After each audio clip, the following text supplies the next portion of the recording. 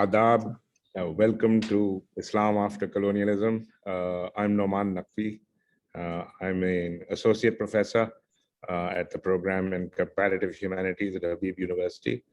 As is usual, for those of you who might not have seen any of the exquisite lectures in this series, I'd like to introduce the series briefly, the rationale behind the series. Across the world, modern colonial rule has not only devastated the economies and ecologies of non-Western societies, it has dramatically transformed their cultures and traditions in innumerable ways.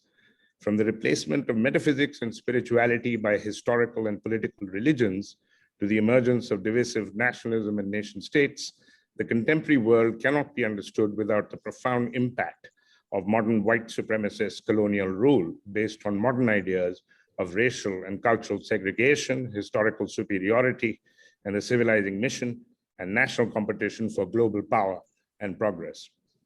Habib University's program in comparative humanities and the University of Exeter's Institute of Arab and Islamic Studies have launched this fortnightly webinar series to explore not only the radical transformation of regional Islam during the period of modern apartheid colonial rule, but also the living potentials of the pre-colonial past, as well as the urgent decolonial question of what is possible today, what can we do, and how can we live and think now. And with that brief introduction, my colleague, Professor Sajjad Rizvi from the University of Exeter, will introduce our distinguished speaker for today. Thank you, Nauman. And it is again a pleasure to be introducing our speaker today, Sarah Waheed, who is an assistant professor of history at Davidson College. And she's a specialist on South Asia, modern South Asian history, and particularly on Muslim communities within that. Also, the interesting thing about the talk that she's going to do today is that it's a bit of a glimpse into her forthcoming monograph, which will be out with Cambridge soon, which actually has the same title as the talk that she is presenting today. So she will be talking about Hidden Histories of Pakistan, Censorship, Literature, and Censorship, Colonialism, and Secular Literature in Colonial India. Sorry, I mangled that a bit. That's okay, it's very long. Partly because I can't read my own handwriting.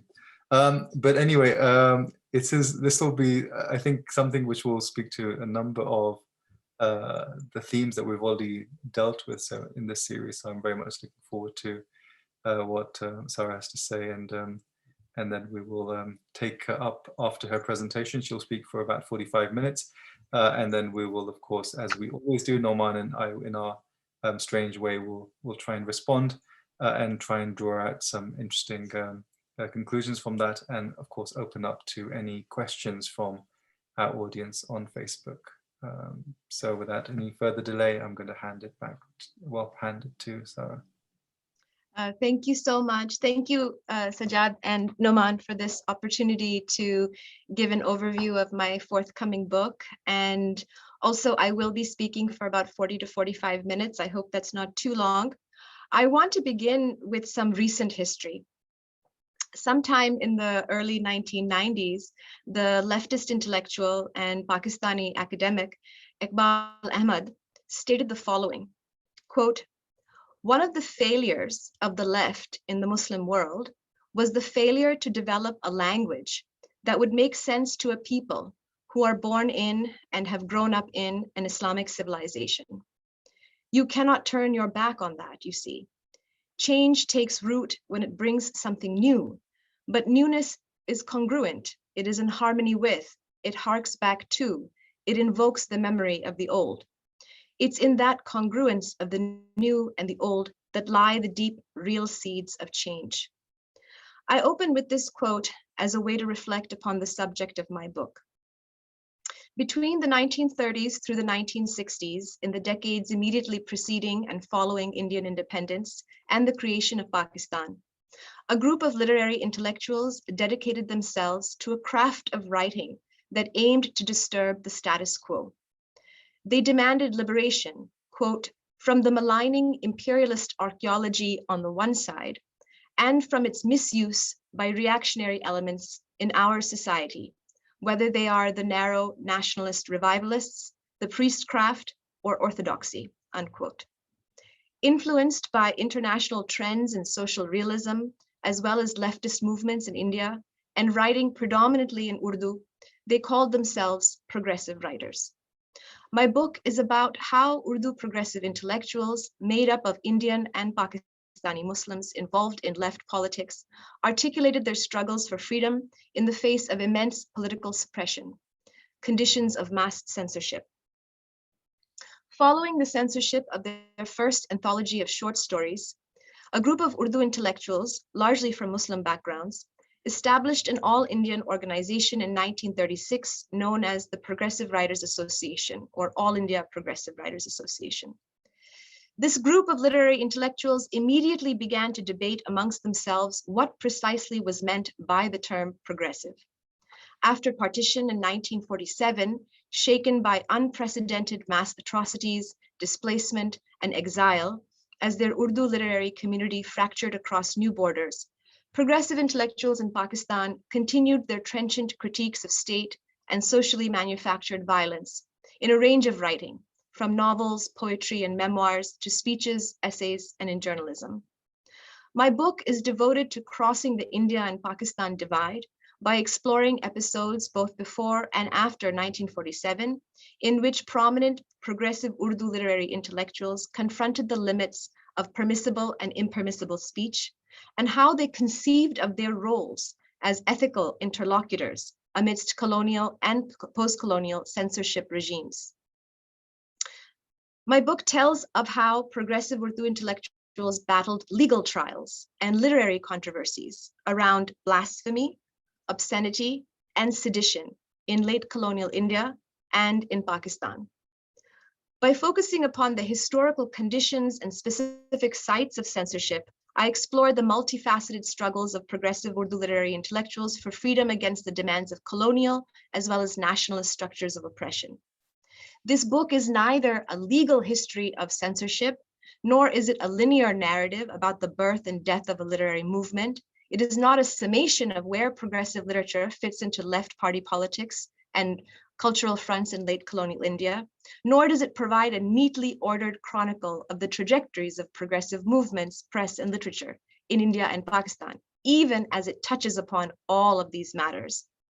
Rather, this book is an intervention in the scholarship about censorship in South Asia by way of examining Muslim belonging, ethics, and left politics from a historical perspective. I seek to understand how literary intellectuals with progressive ideals shape their sense of ethics, selfhood, communities, traditions of thought during moments of great crisis. Urdu progressive intellectuals articulated their critiques of state and society during the years characterized by nationalist Indian freedom struggles that sought to end centuries of British rule. However, nationalist pathways to independence were themselves contested. I closely read literary texts and lives during such moments of crisis, exploring how Urdu progressive intellectuals turned to modes of ethical engagement, creative inquiry, and self-expression drawn from Islamic, Indo-Muslim, and Persianate traditions, which pushed against and were constituted through the political limitations and possibilities of anti-colonial national liberation. The nation states of India and Pakistan were brought into being through the consolidation of numerous oppositional social and political forces, the establishment of various political parties, increasing trade union activism, rising peasant agitation, and the proliferation of women's organizations. Even as such activities were impacted by the contest between British imperialism and Indian nationalism, their promulgation indicated that a wide range of projects were embarked upon as the shift from colony to nation took shape. And the All India Progressive Writers Association was one such transformative project. It was a utopian endeavor upon which Urdu intellectuals of Muslim backgrounds initially had the most and disproportionate influence. The anti-colonial era from the 1930s through the 50s was marked by attempts by the left, made up of a diverse range of communists, Marxists, and socialists, to acquire hegemony over the nationalist movement. It was this context that made possible a broad scope of tasks to be imagined, essential even to take up the types of radical ventures that the All India Progressive Writers Association placed at the very heart of its agenda. Sajjad Rizvi, the first general secretary, claimed, quote, "It was the duty of our writers to struggle against reaction and ignorance in whatever form they manifest themselves in society," unquote. Their tasks involved objectives that went well beyond nationalism, defined solely in terms of the relationship between colonizer and colonized. It included struggles against social and political forces such as religious extremism, fascism, and the conservative sexual politics of one's own society.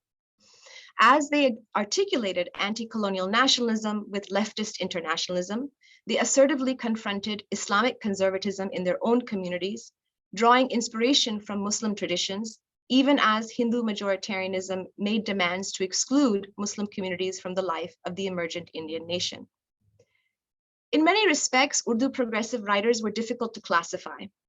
They are not the organic intellectuals the Italian Marxist Antonio Gramsci had envisioned, namely thinkers who are either functionaries, technocrats, administrators for the new industrial bourgeoisie and their ideas, or alternately for the left, individuals who emerged from working class conditions and a shared experience of economic hardship, out of which they organized into action a joint intellectual and social struggle.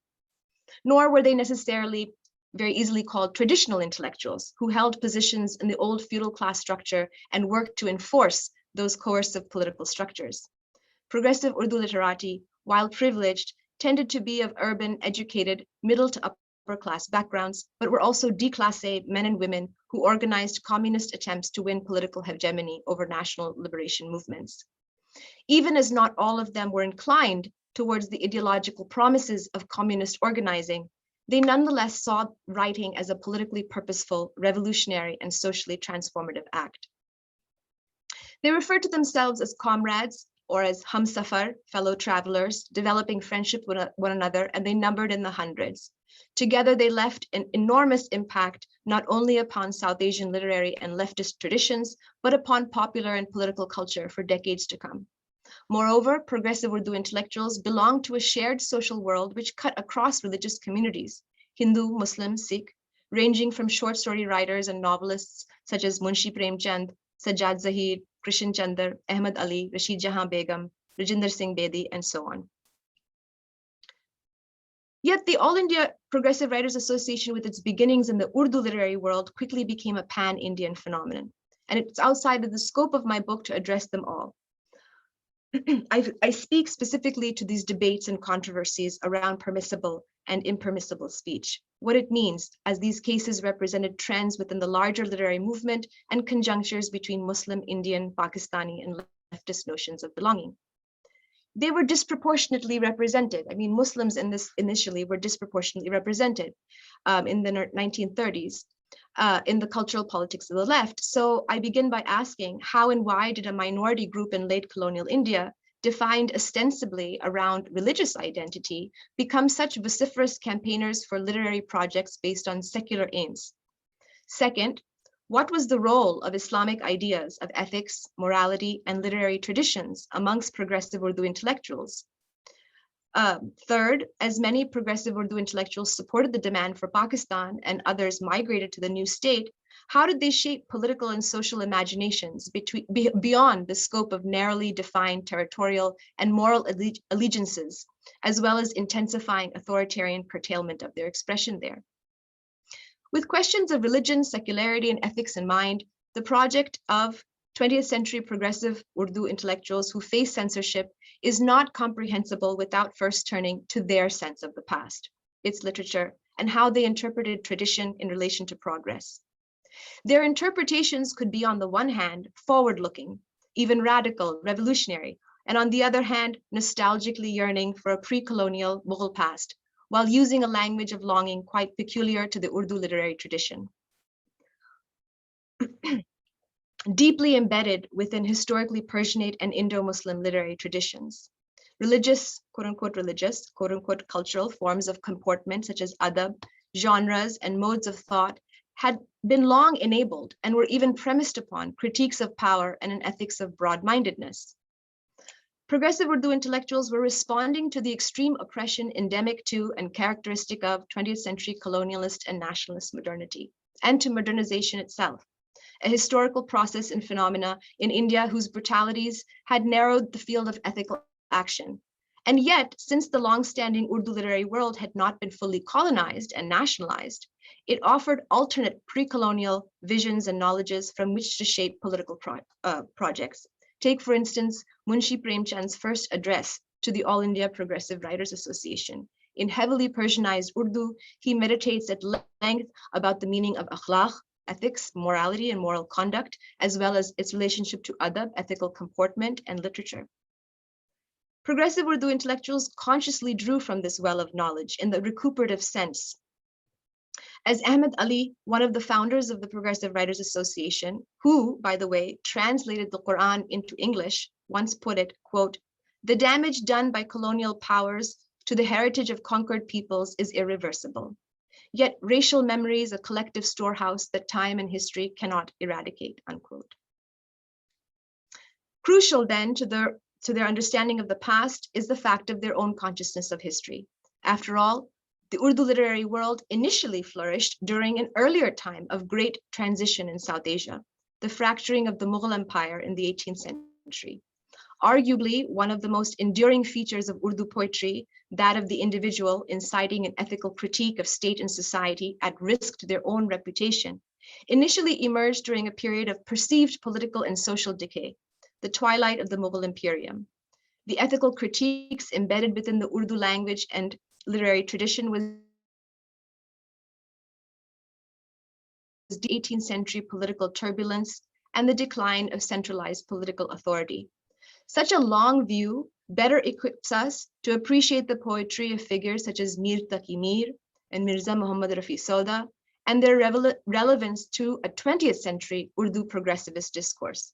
By the 19th century, India produced the preeminent Urdu and Persian language poet, Mirza Asadullah Khan Ghalib, master of the ghazal, and who embodied, quote, "a mode of existence in which difference is not only accommodated or tolerated, but also cherished and fostered." The late scholar Shahab Ahmad has claimed that, as evidenced by their very language, poets such as Ghalib, amongst many others, were, quote, "not making statements that were cultural rather than Islamic, or that were cultural expressions of alterity rather than Islamic expressions of alterity. They were making statements that cannot be understood as meaningful other than in terms of Islam," unquote. One of the arguments that my book makes, perhaps provocatively so, is that the 20th century progressive Urdu intellectuals too, at various points, were Islamic, even as they ranged from the godless to the godly, insofar as the ethical knowledge they inherited. Progressive writers of Sikh, Hindu, as well as Muslim backgrounds wrote in Urdu. And it behooves us to consider Shahab Ahmad's reflections about how, quote, "something may be meaningfully Islamic and meaningfully be something else at the same time," unquote. Remember that they were the first intellectuals to translate Urdu and Persian poets, such as Ghalib, into English.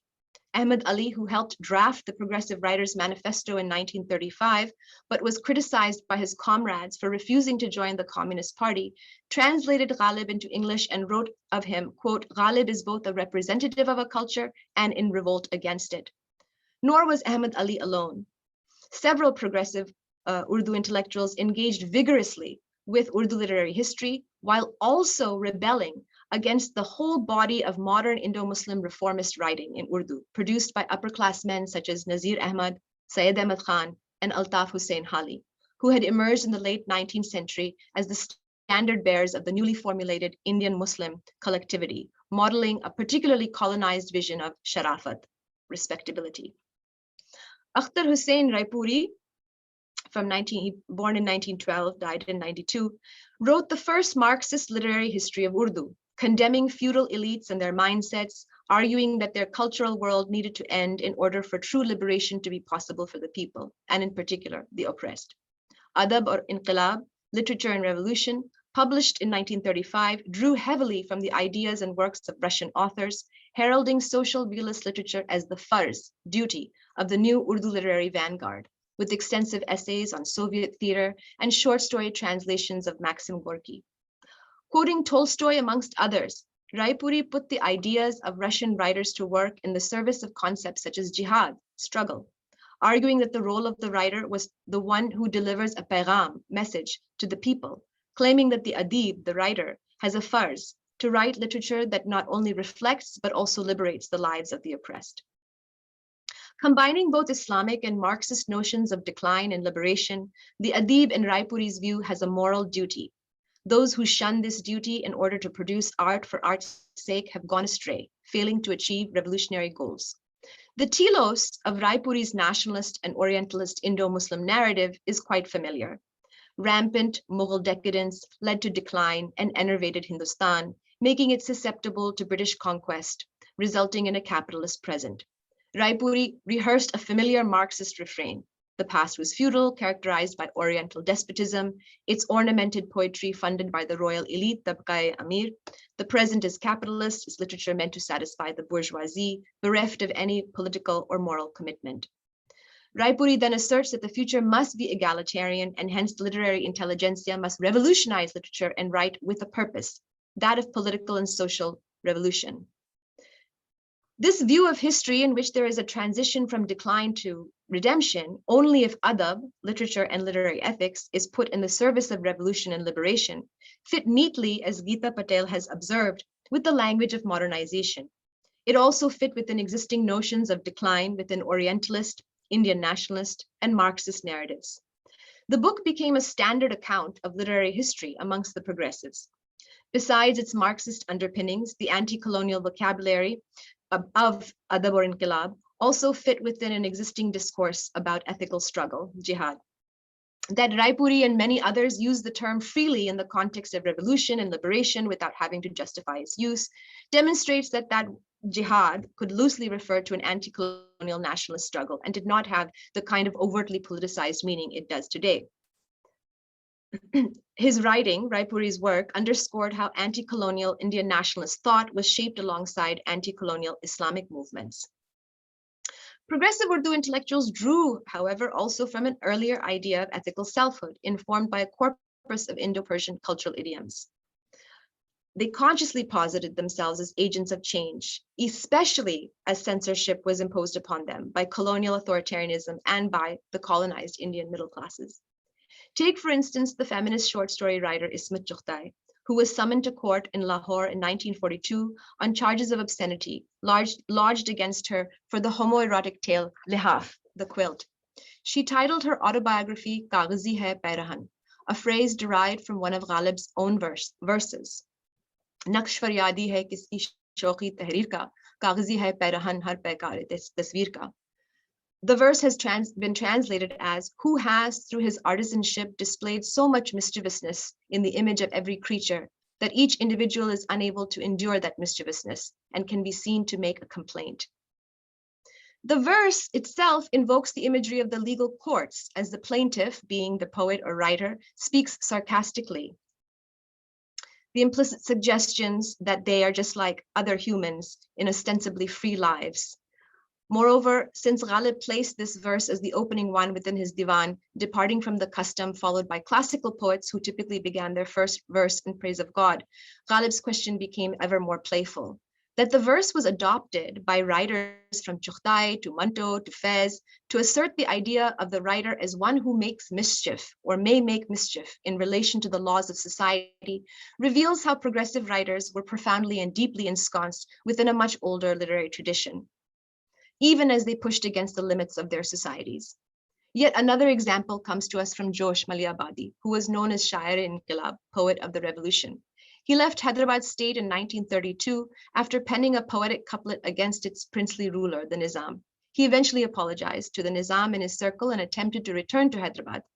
Yet Maliabadi justified his stance against the Nizam by citing the poet Mir Taqi Mir, who referred to bowing before a sovereign in the following way: no one can subserviently bow his head. Alas, you and I are mere slaves of God and not the divine himself. The leftist poet Faiz Ahmed Faiz, well-versed in Persian, Arabic, Urdu, and English, who was imprisoned on charges of sedition in Pakistan during the early 1950s, which I speak about towards the end of this paper, reconceptualized frameworks of truth, love, beauty, and the divine in the Sufi idioms of his predecessors with a revolutionary appeal often interpreted as Marxist.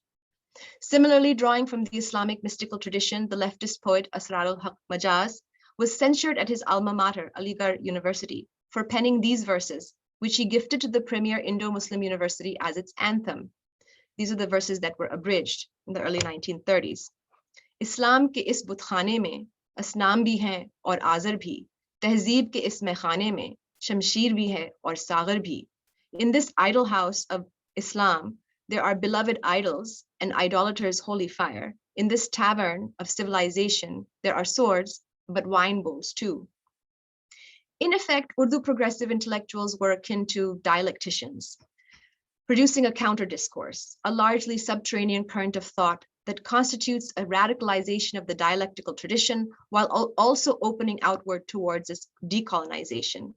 Many progressive Urdu writers worked in theater, the arts, and in music, attempted to disseminate their ideals to the working classes and the peasantry, and were trying to bridge what Ranajit Guha has referred to as dominance without hegemony. That is, the structural split between the elite and subaltern domain of politics, addressing the consequent failure of the Indian bourgeoisie to integrate vast arenas of life and consciousness of the people into an alternative hegemony. Progressive politics, as well as the progressive literary movement, have been read as a failure in terms of their inability to turn the tide of narrow exclusivist nationalisms that triumphed in the bloodletting of partition. At the same time, progressive Urdu poetry and literature is also remembered nostalgically and serves as a reservoir for contemporary South Asian left intellectuals and movements as they continue to articulate utopian possibilities and freedom struggles. Progressive Urdu intellectuals also came from the respectable classes of the urban salaried Muslim gentry in cities such as Delhi, Hyderabad, Lucknow, and were not all pristinely secular, even as some of them were self-avowed atheists as Sajjad Zahir, nor can they be classified simply as religious, even if they had gone on Hajj pilgrimage to Makkah several times, such as Maulana Hasrat Mohani, who saw communism and Islam as mutually compatible and wrote paeans to the Hindu deity Krishna. Terms such as religious and secular as polar opposites, as I argue, are meaningless, insofar as categorizing Urdu Muslim progressive intellectuals without first situating them within a long-standing Persianate and Indo-Muslim traditions. Just how Islamic progressive Urdu writers were, of course, is a matter of debate, for they drew from ethical traditions in partial, selective, and fragmented ways. One way to consider this question would be to simply restate the religion versus culture dichotomy. That is, Urdu progressives were not religious, but cultural Muslims, for whom religion was merely a demarcation of social difference, as they practiced the cultural politics of religious accommodation. While understanding the usefulness of this distinction, I argue instead that the central role of ethics, shaped by language, religion, culture, history, as well as interpretations over concepts like civilization, cannot be cast aside only in terms of this distinction between religion on the one hand and culture on the other. I believe that Shahab Ahmed's arguments about the importance of being Islamic have been useful in understanding the progressive Urdu writers who were modern, but also belonged to a generation of Urdu writers in the subcontinent to engage so acutely with pre-modern lineages at the level of a national political project. By focusing specifically on episodes of censorship faced by Urdu progressive intellectuals in which these dichotomies, such as religious, secular, sacred, profane, Islamic, Islamicate, were either blurred, heightened, or non-existent, I take seriously the relationship between literature and intellectual identity and ethical self-fashioning in relation to Islamic thought and Muslim belonging along the axis of leftist articulation. Urdu progressive writers engaged with and considered seriously a pre-modern Islamic ecumene, even as they also played a substantial role in upending it. Let's turn to 1951 to 55, significant years in Pakistan characterized by energetic leftist activity. During this time, Faiz Ahmad Faiz, a leading member of the All Pakistan Progressive Writers Association, faced imprisonment. Faiz, amongst other leftist writers, was accused of an attempted coup of the Pakistani government in 1951 and was subsequently arrested in what became known as the Rawalpindi conspiracy case. The official Pakistani narrative argues, quote, "The myth has been constantly propagated by leftist intellectuals that there was actually no conspiracy, but that one was fabricated and the arrests of the army officers in the trial were engineered by the intelligence agencies of the Anglo-American bloc. And the conspiracy to overthrow Liaquat Ali Khan's government began as early as 1949. This is actually, a problem, the official statist narrative of Pakistan on the Rawalpindi conspiracy case. My concern, however, is neither in upholding the Pakistani state's version of events, nor defending the theories proffered by left intellectuals. After all, as I argue, the Rawalpindi conspiracy case must be understood in relation to a string of conspiracy cases that emerged first under the colonial state due to the British fears of revolutionary uprisings. Faz's arrest under the Official Secrets Act, which had been introduced by the British and upheld by the Pakistani state, may well be an entry point to narrate a historical moment of leftist political activity, the Pakistani state's response, and the subsequent devastation of the Communist Party of Pakistan. Above all, however, I am interested in Faz's poetic practice and his stature as a literary figure in the context of his imprisonment. His ethical self-fashioning as a political subject was deeply rooted within a Perso-Arabic, Indo-Persian, and Urdu literary traditions. Hence, his literary confrontation with the state cannot be simply reduced to political poetry. His body of work offers several other layers of meaning and is far more complex than a parochial socio-political lens allows us to see. While Faz's poetry composed during incarceration demonstrated his revulsion for the narrow confines of territorial nationalism and the authoritarianism of the post-colonial state, it was still deeply rooted in pre-nationalist, pre-colonial Urdu literary and ethical traditions. If we remember, for example, that the official histories of this moment don't encapsulate what took place, but there actually is Faz's prison poems, characterized by defiance and protest. Those were published in 1953 in the collection Dast-e-Sabah. Dast-e-Sabah, or the Palm of the Wind, reveals not only his personal experience of incarceration and imprisonment, but a distinction Faz made between Pakistan as a promised country of freedom and social justice and Pakistan as a brutal and oppressive state, which continued the colonial legacy of incarceration and authoritarianism. Even as Faz articulated his role as an individual poet protesting against his jailers, the poetry was voiced on behalf of a collectively subjugated people against the ruling elite. During the early months of imprisonment in jail during the Rawalpindi conspiracy case, Faz composed qitas, a 4-line rhymed form that he could memorize and recite. He composed these poems as he also recited the Urdu couplets of Ghalib with other prison inmates. Dast-e-Sabah opens with the following couplet: "Why should I be sorrowful if my tablet and pen have been taken away? I have drowned my fingers into my heart's blood. What if my tongue has been silenced? I have placed a tongue in every round-mouthed link of my chain." In the introduction to the collection, Faz considers the role of the poet, which he suggests is, quote, not merely to bear witness, mushahida, but he also has a duty, farz, to do mujahida, unquote. The use of this term mujahida here, again, might best be interpreted as an ethical striving for justice. For Faz, it was not enough to simply bear witness to the state's atrocities, but the poet must take an active role in eradicating social injustice. What was Islam for Faz? That is, what was his sense of being Islamic?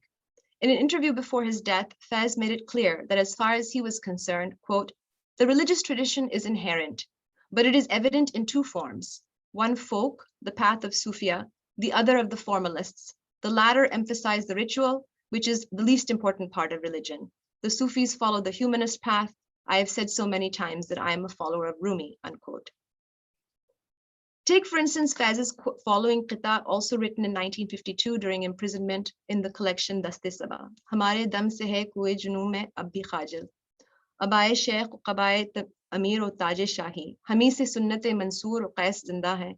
Hami se baqi hai guldamani or kajkulahi. By our life's breath in the alleyway of mad passion remain abashed. The sheikh's long cloak, the grandee's robe, the emperor's crown. It is in us that the sunnah of Mansoor and Qais live on. Thanks to us is yet the wearing of flowered shirts and crooked hats."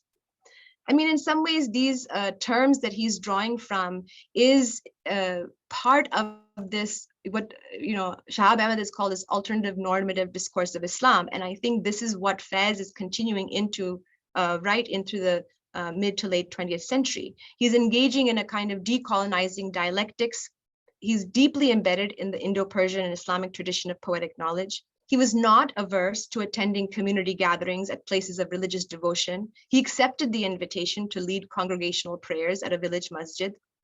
Also, implying the phrase Fajkulahi, Faiz is making a hermeneutical statement about what it means to be a Muslim at a point in time when the Pakistani state was itself recalibrating its relationship to Islam. Faiz's collection, Daste Sabah, and his time in prison were coterminous with the declaration of martial law in Punjab in 1953, following violent agitation against the minority Ahmadi community. Even though Faiz was in prison during this time, he must have surely heard about these disturbances in the Punjab, given that martial law had been declared in Lahore. Faiz thus composed his poetry at a time when the nascent Pakistani state was beginning to grapple with this question of who is a Muslim in increasingly politicized ways, throwing into sharp relief as the state increasingly turned to repressive tactics against its own people. When he committed his poems to paper, the writings were sent beyond the prison confines where they were subject to the scrutiny of censors. He was thus forced to create a secret system of images and metaphors drawn from Urdu poetry that would seem innocuous to the censor's eyes. They were meant to convey hidden meanings to his audience. When Faiz speaks of Ahde Junoon, period of obsession, or Chaman ki udasi, sorrow of the garden, the reader immediately understands the reference to oppression and injustice. Hence, Faiz understood that he shared the knowledge base of Urdu poetry with his audience and did not have to translate the meaning of the symbols he used in his poetry to evade the censors. For Faiz, the nation was not something that could be defined along the narrow authoritarian ambitions of the state, even if the latter had the political power to assert a hegemonic meaning of the nation. Furthermore, identifying with the homeland for Faiz did not translate as having an uncritical relationship to nationalism. Thus, yearning for this nation, free of social injustice and so on, involved an act of striving towards building a society free of social and political iniquity. This was how the poet can also be a mujahid. Pakistan as a homeland was rendered through metaphors of union and separation from the beloved, and the poet's declaration in its opening verse literally meant sacrificing himself to these larger goals of freedom. As historian Ali Raza recently put it, quote, "For those on the left, the formal transfer of power did not signal a break with the subcontinent's colonial and repressive past. Rather, independence from the British was part of an unfulfilled political project, which aimed at the establishment of a democratic republic that was led and worked for the downtrodden of the subcontinent.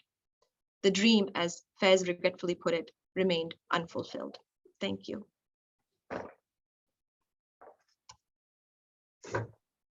Wow, I wasn't expecting you to finish yet, actually. Okay. I guess I was less than 45 minutes. Yeah, much less, actually. That was, I think, just 30 minutes or just okay. So that's excellent. So, I mean, what a great paper and what a great prospectus for your book. I'm absolutely thrilled. My mind was going off, both the material as well as its framing and conceptualization. It's just very exciting, the project that you have and what you're saying. Yeah. So I have lots of thoughts and questions, but one of the things that I want to immediately recognize, as it were, is this question of ethical self-fashioning, which takes on, I mean, already when we were discussing Ghalib, the last session was with Anand, which you must have seen. And he was talking about Ghalib and what Ghalib means today in Delhi. This question came up then as well. And this other figure who I have some interest in, Mohammad Hassan Askari, who started out in the progressive writers movement, but developed a very kind of difficult relationship with them. He's also not easily locatable, even though contemporary progressives, who are reading this scene, make it out as if it's easy to decide, precisely because of Askari's implication in religion. But this is the question that he had for the progressives. Yeah, he said, "Okay, fine, we'll have our revolution." Yeah, and that's what he wants to. He's committed to global revolution, decolonization, and global revolution. But he said, then what are we going to do about ethics? Yeah. So the question for him was that, as it is for McIntyre, yeah, Alasdair McIntyre. Actually, if you look at his trajectory, so he starts out, as a Marxist as well. One of his early famous books is about Marxism and humanism, and then of course he goes off on a completely different. He becomes Catholic. It's not that his relations with Marxism are ever entirely broken, but of course he also is then totally anathematized by progressives in the Western Academy. Yeah, lots of them. Yeah, so the people who are reading him are actually anthropologists, like Talar Asad is most famously. So Askari also says, well, what are you going to do about ethics? And the real question for him, and what he thought was the central question of modernism, was how is it possible to be ethical, and how is ethical self-fashioning in particular, as you said, yeah, which is one of the themes that runs through it. You're referring to another talk that we had earlier.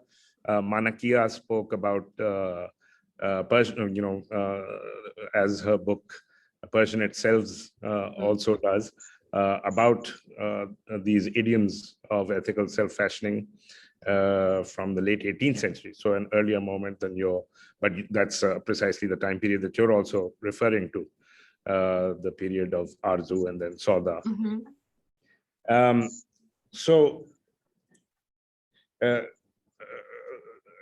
Yes, that's very well taken.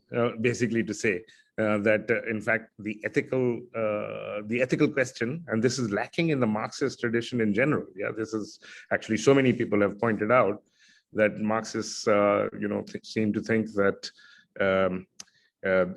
Power or politics will take care of ethics. Yeah, but the problem is that, as you point out, the ethical languages are inextricably tied to what we moderns call religious and spiritual, and this also this other dimension, which is also equally bizarre, between religion and culture, like how you're going to point out which is which. Yeah. And all of it hinges precisely on this question of religion, which progressives in general. So the other problem is that, as you're pointing out, is that it's I think you're gesturing towards that, but I'd like you to say something more about that. Is it seems that a lot of Marxists, when they do turn to religion, is in an entirely instrumental fashion. So if this is the case, for example, in Ali Shariati, Ali Shariati, who reinterprets the Shia tradition as a kind of social revolutionary tradition. Yeah, and that's the role that Imam Hussein wants to play. But that, of course, whatever it is, that religion is not an instrument. Yeah, so of anything. Ethical self-fashioning is also not an instrumental enterprise. Yeah. So if you could say something more about that. Sure. Yeah. I mean, even figure like Manto, who is so, right? I mean, he is someone who's very, he's kind of anti-status quo. He is moving against the progressives. He writes this piece called Why Progressives Don't Think. And by progressives here, they're kind of aligned on this constellation of Marxist, socialists, communists, right? And so there's a lot of discussion and debate between all of them, right, about what does it truly mean to be progressive? How can you hang your hat, and like, is it about joining the Communist Party? Is it about proclaiming certain kinds of political positions? And the question of ethics even comes up in Manto's writing, right? Even though he's so rebellious and he's so agitating against much of what his social order is putting on him, right? And he's pointing out these hypocrisies of the progressives at the same time, those who are challenging his writing on the basis of it being too sexual and so on and so forth, right? Even he goes back to Ghalib and goes back and says, look, Ghalib does this and this and this. I can show you, that he points to other poets as well, when he's, particularly in the context when he's brought to court, right? So, I mean, there's definitely this engagement, and there's definitely this question also of, well, what does it mean to be ethical, right? because it's not just about, okay, I have joined this political party, this political organization, right? It's also sort of what's happening on the ground in these relationships, right? I mean, so Munshi Premchand, comes out and berates the, Sajjad Zahir at one point, saying, you're actually making the women do all this work. Rashid Jahan Begum, and there was another, I believe, Hajra Begum, they were doing all this work, like mailing out flyers and all of this, right? And at one point, he tells him, Premchand tells him, this isn't fair what you're doing. You're making the girls, the women, do all this work for this big political project of this sort of this left political vision that you have, right? And Sajjad Zahir is also this leading light of the progressives. Now, apparently, there's an entire archive. I've just noticed recently that there's an entire archive now dedicated to Sajjad Zahir's writings. But there is definitely all kinds of pressures and all kinds of questions that are being raised in their, and especially comes out in their interpersonal relationships. When you start reading about how they're speaking of one another, that's when you get to hear the conversations about ethics. So yes, they're writing these novels, short stories, essays, in which there is a very sort of, this is political vision. But at the same time, if you start to study who they are and how they're relating to one another, you start to get a much more sense of this question of ethics. What is adab? What does it mean to have adab in any kind of social context? I mean, on the one hand, a figure like Manto is totally upending it, right? And he's pointing out the shallow hypocrisies of the middle class. They say that they're being so respectable and so on, and yet they're actually doing all of these things, right? That they're just doing it behind closed doors, or they're kind of, doing it in ways where they can sort of take a moral high ground. And yet it's this question also of friendship. They talk about each other as friends. And what does it mean to be a good friend? In some respect, they're kind of they cannot be explained through politics alone, through sort of a straightforward narrative of, okay, they're Marxist, or they're trying to be communist, and then this is it. And if you speak to progressives or those who are on the Marxist end of it today in a place like Pakistan, they'll say, oh, progressives means left. That's it, finished. They're just leftists, straight up leftists, right? But I think that it's much more complicated, especially when you start looking at their engagement with Islam, their engagement with particular pre-colonial understanding, language, Urdu literature, Persian. They're engaging so heavily, whether they're rejecting it or whether they're adopting it, they're very much engaging with this longer history of the Urdu literary tradition linked up to Persian, linked up to this consciousness of what it meant to belong to the Mughal past. All of that is a part of this story. So I think that it's once you begin to examine some of these interpersonal conflicts, as well as some of the more other figures. How do we explain them? How they don't fit, right? They don't fit with one another, and they don't fit into the seamless, okay, this person is secular, this person is religious. There's a lot more overlap and disagreement and debate around all of that. Right. Actually, both the figures that you mentioned, so Manto, of course, briefly after formal decolonization, in Pakistan, both of them hooked up and started this magazine together, precisely out of this very tense relationship that both of them had to the progressive writers movement. The other thing that I was thinking of when you brought up, the women's question, as it were, is that Isma Chughtai, of course, has a very unflattering Yes. a portrayal of Yes. Faisab in Teri Lakir, which Marcus Dexel also discusses in that Politics of Self-Expression, precisely the period that you cover also in your, from the 30s to the 50s. Mm-hmm. So there's that. But the question that I wanted to pursue, this question of ethics and the relationship with religion and spirituality.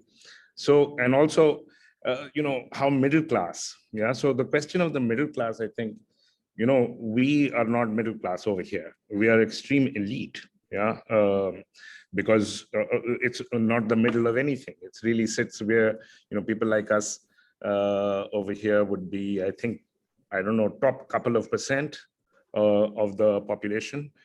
So even many of these figures that all of the figures that we're talking about practically, or the overwhelming majority of them, are rather than being middle class, they're actually aristocrats. If you look at it in terms of the class position that they actually, not aristocrats but elites. So, and the aristocratic aspect is there in this respect. Of course, you see all of them. This is a modern kind of aristocracy that I'm talking about. Of course, you see all of them dressed in three-piece suits, yeah, for the most parts. Or if not three-piece, two-piece suits, yeah. So the aspiration is very bourgeois, yeah. Just like the sexual ethics or the sexual morality that you were pointing out is also very bourgeois. That was one of the tensions, of course, both with Ismat Chughtai and with Manto. And in terms of Sufism, to the ethical self-fashioning in the Sufi tradition, what's required is, of course, the Sufis were all fakirs. So we're apart from the figure that Geeta Patel has also. Why am I? Miraji. Miraji. Who was much very different. Very, very different. Yeah. Apart from Miraji, there's nobody who actually adopts such a lifestyle, and that's also part of the problem of ethical self-formation in the modern period. Is that ethical self-formation in the past was deeply inextricable from asceticism, which is completely runs against the whole admiration for the West, in fact, which continues the progressives continue to be enchanted by. Yeah, there's a lot of admiration and enchantment with the West. So it's a bit of a mess, actually. Yeah, it's difficult to sort them all out in some ways, but you're right. I mean, yes, I mean, so some of them, of course, yes, they're coming from these older aristocratic families, but they're kind of this new elite, right? Because they're educated in, like, Sajjad Zahir goes to London, he gets educated. He writes this an evening in London. It's a very interesting account of his time. It's just like it could be any college student having a great time in London today, even, like it doesn't sort of ring as a kind of particularly sort of hearkening back to India in any quote unquote spiritual sense or ethical sense. It's really related to very much about sort of the story of being there and meeting all these different people, but not kind of, there is no sort of sense of ethics necessarily in there. I mean, there's definitely, he talks about racism and colonialism, but again, it's like at the level of politics, right? But yeah, I mean, there is that fascination. There is the fact of there's definitely, I mean, they claim that they're déclassé, though. They claim that they are kind of shedding behind their left, or rather their elite kind of personas, right? But then Sajjad Zahir takes the stage with these big mushairas, and he sits above, and the peasants are all there. He describes the peasants as these children. He's this Marxist, and he's describing the peasants as these children that need to be spoken to, and he's using that language of adab to talk about it. So it's this simultaneous claim that they are moving against hierarchies, while at the same time reinscribing certain kinds of hierarchies by adopting a language that is both simultaneously looking back and also looking forward. So it's a very sort of strange, I mean, and of course they're all debating with one another about what they're doing and how they're dressed. And I mean, so those kinds of questions arise as well. But it's interesting what they choose to look back to, and the past that they draw upon, because so many of them are Punjabis, like Faisal, Iqbal also, who's a part of the progressive writers movement. But I mean, I find in terms of Sufi poetry, I find, for instance, Punjabi much richer than Urdu. Yeah. Yes. So that's. There's no engagement with that, which is, of course, I mean, in terms of declassing. Right. To look at the real folk kind of traditions, you would actually have to look at vernacular languages alternate to Urdu, right? Like all what's going on in Sindhi and Punjabi and so on and so forth. I mean, Manto engages with that a little bit. You see that in kind of his character sketches. He kind of talks about, he's very much sort of trying to, as he's moving around with different people of different class backgrounds and the way he's moving around with them, right? He's trying to, he brings that out a little bit in the language of his short stories. But yes, I mean, there's definitely a certain kind of, I mean, I don't know, not all of them fit that though. Like Josh Maliabadi does not fit that characteristic, right? I mean, and he's reciting Marcia, right? So he's Shair Inqilab and he's reciting Marcia, and he's very deeply connected to, you know, this Shia kind of rituals, customs, all of that is happening in Hyderabad, right? At the same time, he is making these poetic, you know, kind of these, he's still part of this sort of network of these progressives, right? So it's a very it's a kind of motley crew in a sense, that, and it's I mean, so you're right. I mean, on the one hand, many of them are coming from these elite, but they are like this new kind of aristocracy. But I don't think that they're what Gramsci refers to. They're not traditional intellectuals. No, for sure, yeah. It's another kind of phenomenon altogether. Yeah. It's a distinctly colonial mess. Yeah. Yes. Yeah. Sajjad. Yeah, in fact, in that sort of these various kind of opposites which are clashing. I mean, it was interesting when you mentioned, you know, Faiz talking about being a follower of Rumi, and that's precisely my point. Why Rumi? Why not Bulleh Shah? Yeah. Why not Baba Farid? Because right. You know, even you get the same sense sometimes with Iqbal and Rumi. I mean, why Rumi? It's almost kind of a colonial kind of appropriation, right? because Rumi is kind of established. I mean, you know, this is not a modern thing that Rumi is established in an Orientalist frame as being the Sufi poet. It's been around for a very long time. Right. So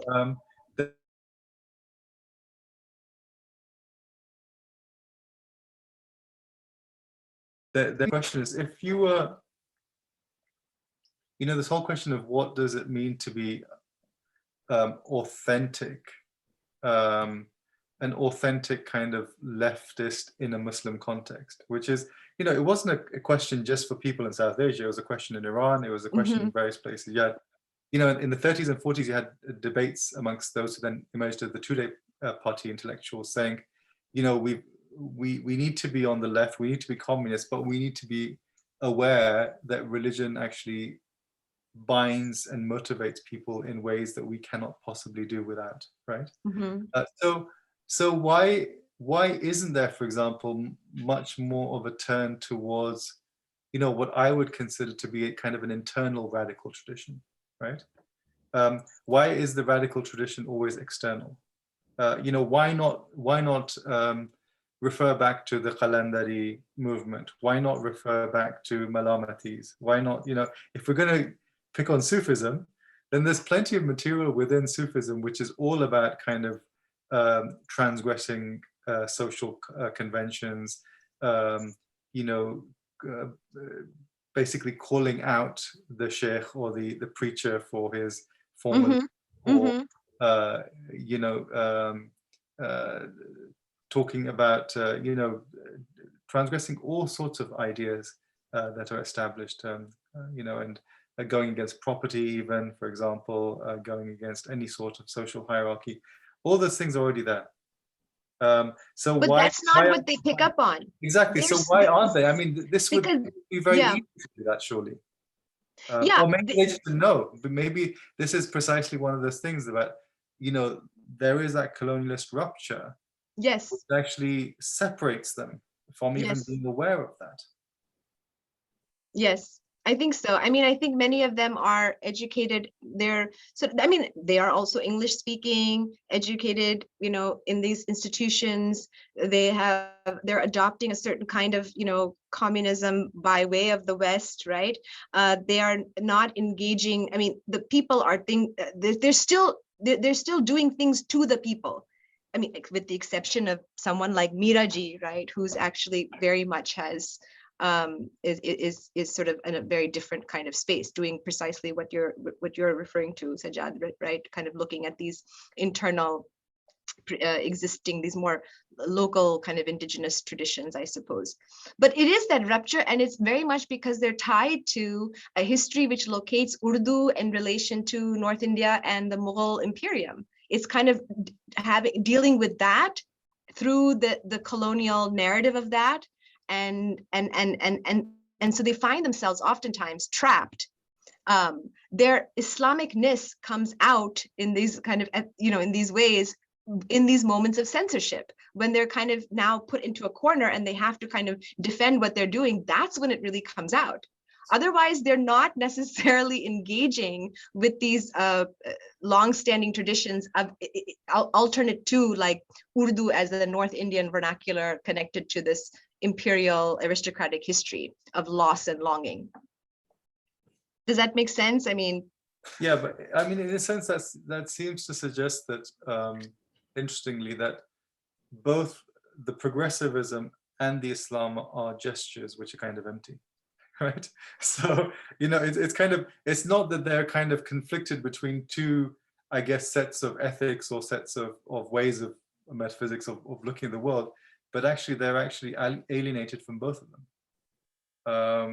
And that seems to be, and that maybe brings out the kind of ethical vacuum out even more, that it's neither really within a Muslim radical tradition, which again, I mean, even saying Muslim radical tradition today probably gets you arrested.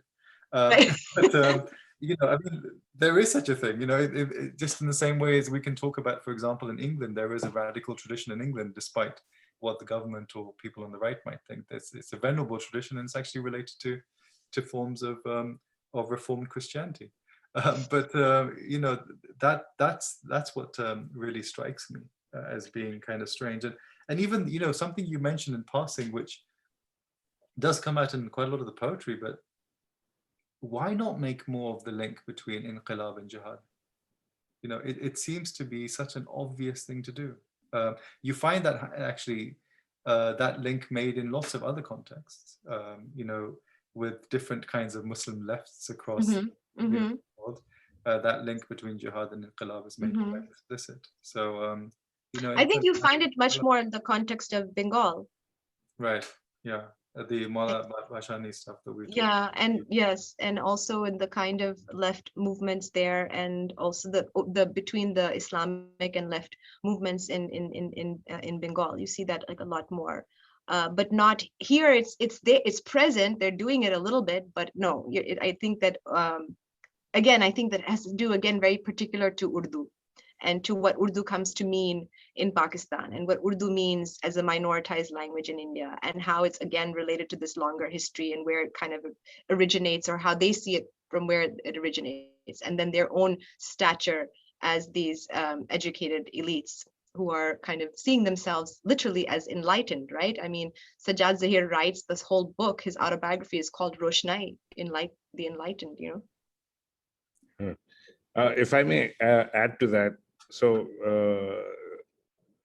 apart from Sajjad Zahir, the other guy, Akhtar Hussain Raipuri, who's also obviously an aristocrat, it's very funny, in his book Garde Rah, the main people he holds responsible in a very aristocratic fashion, the main people he holds responsible for the destruction of the modern period, or the period of anti-colonial nationalism, as well as of precisely this time period that you're talking about, especially in the wake of decolonization, is non-Daulatiye, the nouveau riche.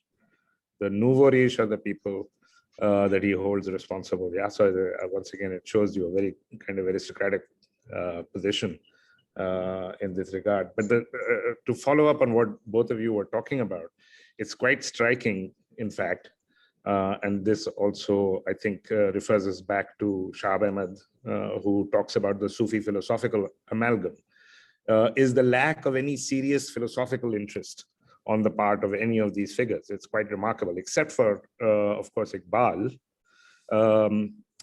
who when he engages with, he wrote this, his dissertation, which Sajjad, I'm sure, will be able to talk about more on Persian philosophy.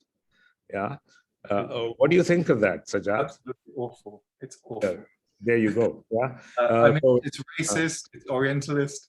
I mean, it's just astonishing that, but I mean, it makes sense when you consider where he wrote it. Yes. So, I think that's a really interesting point, that, where is the philosophy in the progressives when you compare it to, say, the Ghalib circle, right? Yeah. The Ghalib circle, I think, is practically impossible to make sense of the poetry without seeing it as being inextricably linked with the philosophical kind of debates which were going on, and the whole idea of the kind of the culture of the ma'qulat, right? You don't find any of that, as far as I can see in the poets that I've seen. The only ones which even gesture towards, I mean, sometimes Josh at least gestures towards it, because I think he was slightly better trained, I think, or at least had read a bit more of that sort of stuff. But you don't find that at all. It's usually very shallow. It's shallow. It's relatively shallow kind of leftist sloganeering. And that's also precisely, I think, because a lot of leftist thought, which then came in South Asia, but even in Iran and other places, was relatively second-hand kind of Marxism. It wasn't serious Marxist philosophy at all. It was kind of very popularized works. The works which were originally translated into Persian and Arabic in particular were not, if you look at them down, you think, who are these people? No one knows who they are, because they were not serious thinkers, they were popularizers. And so the kind of philosophical engagement with that was very shallow. So I think that could also be one element of that. And they're related. The lack of interest in, serious interest in Sufism, except for these gestures, and the lack of interest in philosophy are, of course, given the Sufi philosophical amalgam.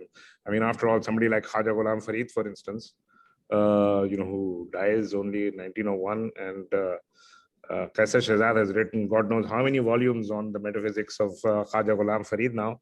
But you can't understand Khaja Ghulam, and he was a popular, it's a popular poet in the late 19th and early 20th centuries and down to today, and it's densely philosophical. I mean, the most famous one, thanks to Coke Studio now, and Arib Hazar singing it, is "Eh Husne Hakiki Noor Azal, Wajib The Imkan Kahun," which of course Shahab Ahmad also writes about, is densely philosophical. I mean, these guys were steeped, and now people are writing about it, like Domenico Ingenito, who's written recently a book about Sadi. So he shows how densely philosophical. And Sajjad was also telling me about some other poets who he was informing me, I didn't know, how well educated they were philosophically. So I think there is a relation between their neglect of Sufi thinkers, poets, and their neglect of philosophical questions, genuine philosophical questions, which are, of course. I also wonder to what extent it's also kind of the progressives are writing their own history. They're the ones who keep writing their own history, right? So when you first see the first book, they start to write their own history right before they're even done with themselves, right? I mean, like even as early as the early 50s. They're writing about themselves, and so it becomes sort of solipsistic. You're reproducing a story about the progressives and their progressivism from within, and there's nothing else kind of telling that story from, say, I don't know, a more I was drawn, for instance, to know exactly which kind of Baitak and which kind of, Mondo is quite bohemian. He must have gone and been to some of these Punjabi, Mirasi type situation scenes. I was curious, but that's not this. We don't get to see the substance of that, right? That kind of engagement, because largely they're writing about themselves and each other, and they're kind of reproducing a certain kind of progressivist history from within. I think we should say at this point that we're talking about these major figures largely in the progressive writers movement. I think there are minor figures, in the regions, Yeah. minor figures in the regions who did engage, who did so engage. Yes. Even in, from what I understand, his name was Sayyid Muttalabi Faridabadi. Sajjad Rizvi devotes a couple of pages in Rationale to him. But he wrote in a what should one say, peasant idiom. Yeah. So the idiom that he wrote in, I mean, he was from Faridabad, as his name suggests, but he was writing in the language of the peasants. Yeah. So. So there are minor figures like that, but for the most part, I think the major figures are caught in precisely a colonial sense of the Muslim past. Yeah. Even as they're claiming that they're both challenging the colonial as well as the mainstream kind of hegemonic form of nationalism, even as they're doing that, and they're sort of trapped between these political positions, they're still very much alienated in a lot of respects from these other kinds of possibilities, right, that are emerging much more from the ground, right?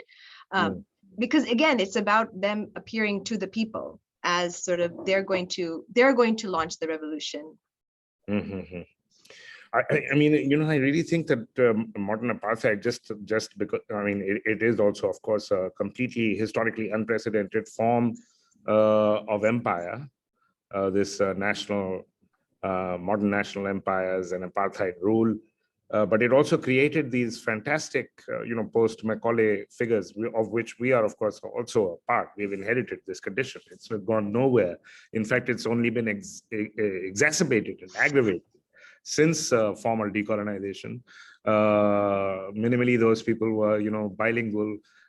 Today, our class of people are not even bilingual. Yeah, there's monolingual, more and more monolingual. This peculiar creation, I mean, after all, we are this, he says, it's a totally apartheid, perfectly apartheid statement. Yeah, Indian in blood and color, and English in tastes and opinions. This is a, they invented a monstrous creature that Macaulay is describing, and which, thanks to this apartheid rule, came into existence, and it's continuing. We live in a condition of global apartheid, yeah, today, and it's becoming more and more aggravated and obvious that because of course inequality between the North and the South has only continued to increase over this time period. So people didn't want to flee the third world like they do today. Yeah, it wasn't the case that the third world was a prison. Yeah, like it has become over time. So these problems have only become more accentuated and aggravated. And it's remarkable that people are not actually, like you are, in fact, confronting. People are unwilling to, deal with these very, very difficult, but very, very urgent questions that are now upon us. With like there's no tomorrow, if I may use that expression. Yeah, yeah. Do you have any questions from the audience or any others? No questions. I think people are shocked. Yeah. What I think is really interesting about this conversation is that it's like we're systematically dismantling all the foundational myths of Pakistan. I mean, we've dealt with the kind of nationalists already. We've dealt with the left. I guess we've kind of also dealt with the Islamists when we had that conversation with Simon. So there really is nothing left. All the foundational myths have kind of disappeared, and it's also really interesting because it makes you realize that what was going on in the 40s and 50s, although these different groups seem to be at loggerheads with each other, they had very similar assumptions about the nature of the world and what their job was, and the role of politics, and the instrumentalization of religion. They all shared these basic assumptions about how these things worked. And that's perhaps what's so shocking when you look back at it now, that this is indeed the case, whether someone was a so-called secular nationalist or a so-called Islamist, Maududi and his circles, or someone who was ostensibly progressive. Right. So their categories are the same. Yeah. Their Yeah. epistemological categories are Absolutely. the same. Yeah.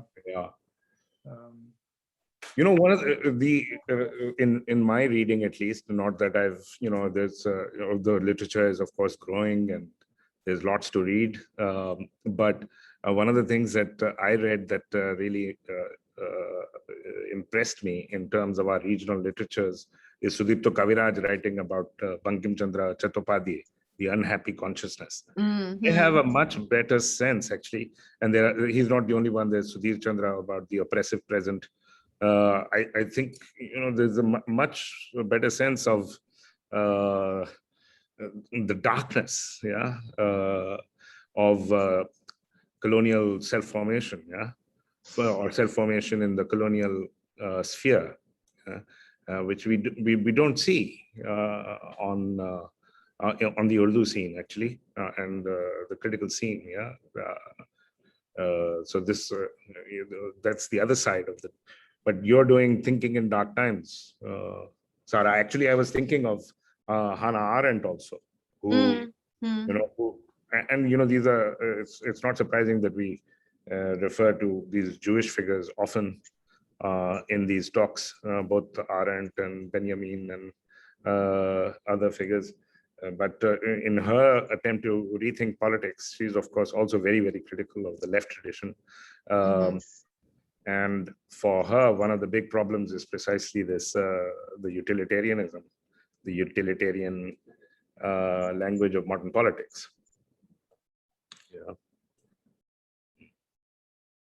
Isn't this something, maybe I'm getting it wrong, but Marcus Daciel talks about the politics of self-interest, right? Again, looking at the way in which in late colonial India, there's a certain kind of self-expressionist modality through which the politics of self-interest is further kind of, it's even more deeply present, right? As, the shadow of fascism falls over India. During the late colonial period. But Daciel is very, very critical of the role that poetry, Urdu poetry played in politics across the board, including on the left, because he, as you point out, he points out that it's this self-expressive, kind of narcissistic and affectively fascist. Right, affectively, that's his. I mean, and it's a response to the straight jacket of the politics of interest, which is how the political sphere is framed or created by the apartheid colonial state. Yes, exactly. It's because of the contradictions of the colonial, basically in the structural contradictions of colonial Indian politics that enables this precise kinds of formations, right? I mean, he's doing something really interesting because he's actually looking at these materials. He's looking at things like advertisements, and he's reading that alongside with the way people are talking about their bodies, and alongside, so he's bringing all of it together and not kind of isolating Urdu poetry or Urdu literature, right? So there's, right. So I think that you can get a very different kind of story in some respects about what's happening beyond a particular set of intellectuals if you're actually reading a broader base of what's happening, like sociopolitically. Right. Yeah, the other side of his analysis, of course, is capitalism. So the advertising culture that you were just referencing emerges out of that. I mean, it begins with the fact, I mean, so what his argument is that a particular form of imagination emerges. I think I don't know why he doesn't write about Iqbal more, but Iqbal, I think, typifies in many respects the kind of affective range, very, very bombastic and egotistical, So that's a direct product of the kind of subject that is produced under colonial capitalists in a colonial capitalist But society. that is so controversial, Nauman, to say. I think both you and Sajjad probably hold a very minority point of view on Iqbal, who's heralded in so many respects as kind of pushing back and pushing against, and someone who can sort of be this cosmopolitan and so on and so forth. So to hear, perhaps to those who read Iqbal in that way, to hear him be sort of I'm sure that you, both of you, might have encountered all kinds of responses to your perspective on. Yeah, it's amazing. Yeah, I mean, the guy, I think, had a terrible effect on our general culture. This khudi ko kar buland itna ke har tak bhi, and tu Shaheen hai. I mean, it's a I mean, feminists should really be going after this guy like like there's no tomorrow. He's just the most hyper masculinist, narcissistic, egotistical. I mean, really, what are we talking about? Yeah, and he's just this. And from whether it's the left or the right, it's remarkable. Yeah, I mean, there's a lot of shared love of him. Yeah, across the political spectrum. Mm.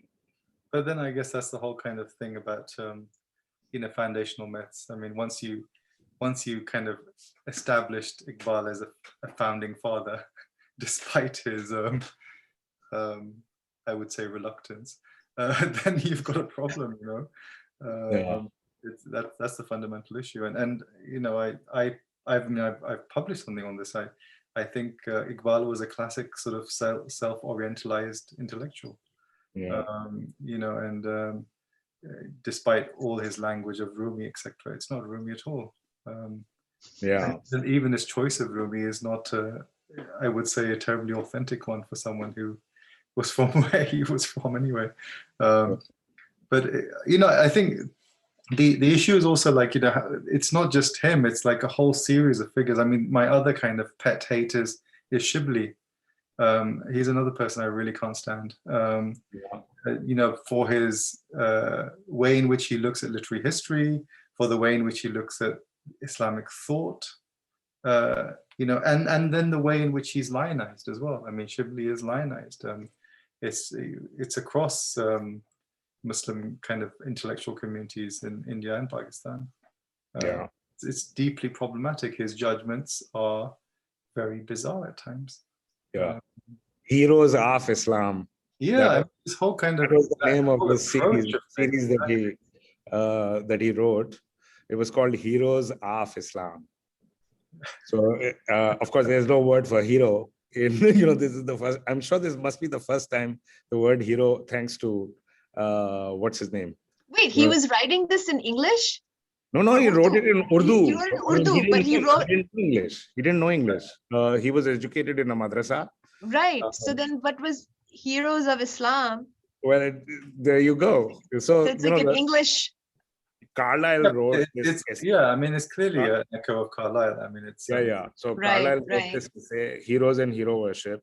And because he said, Rasulullah was a great hero of history, which considerably, of course, reduces his stature. Yeah, because he's, he's a cosmological, from any traditional perspective, that is a drastic reduction in the stature of the prophet to make him a hero of history. Yeah, he would have a cosmological stature. Yeah, so that's where Shibli gets it from.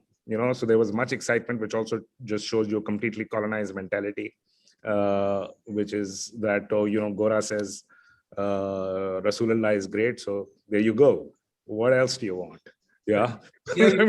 But by this point already, you didn't necessarily even have to read this stuff in English, because there were prose works coming out in Urdu, which had already, in psychology, in philosophy, you've got, Abdul Majid Daryabadi's stuff, which already kind of reflects these sort of ideas. Yeah, he has a role to play in this too. He came out after the progressives. I find Daryabadi really fascinating. He's interesting. he says that he's into yogic philosophy, he's into Sufism, he's this, then he becomes this like super rationalist, Maulana, and he's a very interesting. When I started writing this, and as I started writing about the progressives, because he actually comes after them, I started getting more and more interested in him at a certain point, but yes, because he's so full of all kinds of contradictions, but he's very much but he's also reading all of this through a certain colonized frame. I mean, there's also that. Yeah, I mean that was his training. So he read he read philosophy in Lucknow at what was it called again? The Frangi Mahal? No. It was that college which is named after a famous, was it Curzon College or something like that? I mean, yeah. So he yeah. I mean, I guess that would have been one of the precursors of Lucknow University, maybe, or one of the constituent parts of Lucknow University. So yeah, I mean, he talks about that. His autobiography is quite interesting in that, in terms of getting a sense of what his influences were, and then how, studying the stuff, he becomes an atheist when he's a student, and he talks about that and so forth. So of course there's a certain fashion of that. The other thing which I remember speaking to actually Alimi about that, who we spoke to a few weeks ago, and there's a very interesting correspondence between Daryabadi and Thanvi. Interesting. I think, Ali is one of the few people who's actually looked at that stuff, and there's some really interesting material in that, about that whole kind of milieu, before the before independence. And I mean, they were quite well informed about all sorts of things, all sorts of debates going on, even in very deep theological debates, etc. So yeah, I think, it's maybe kind of making sense of, kind of reinscribing this wider, I mean, I primarily define myself as an intellectual historian, so I usually know very little about what's actually going on the ground. But it's about kind of reinscribing this intellectual history into the wider social history of what's developing and happening, and how people are conceiving of issues around kind of religion, around presence, around imagination, and so forth, around the self, the emergence of the self. Fascinating. I look forward to that. What a great conversation, Sarah. Thank you so much, Nauman and Sajjad. This was really fun. Thank you. So we could go on, but our time is up. So yeah, and I think we've kind of stunned everyone into silence. Draw a line here. Thank you, Sarah, again for this conversation, and thank you to everyone who's joined us. I think we're going to now revert to the fortnightly. So we have next week off. Next week, of course, is Eid, which all good leftists celebrate Eid just as anyone else does, and as nationalists do as well. So Eid Mubarak to everyone for next week.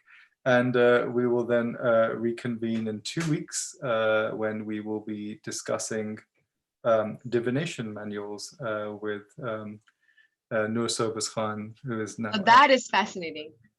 Yeah, that will take us, I think, again into some, something which actually people don't realize is not just a relic of the past, but actually is very living.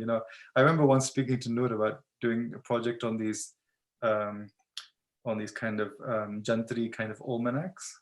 There's such a living part of a lot of people's lives. I just picked one up near in Karachi. We went to this city one morning, and I saw it hanging there right before New Year's. Yeah. And it had the whole full almanac, everything. Absolutely, everything from when the conjunctions are to to particular kinds of letrist ideas, as well as who's going to win certain elections and so forth. So yeah. Anyway, we'll talk. We'll pick that up in a couple of weeks. So hopefully see everyone back for then. All right, then. Thank you. All right. For that. Love this. Thank you.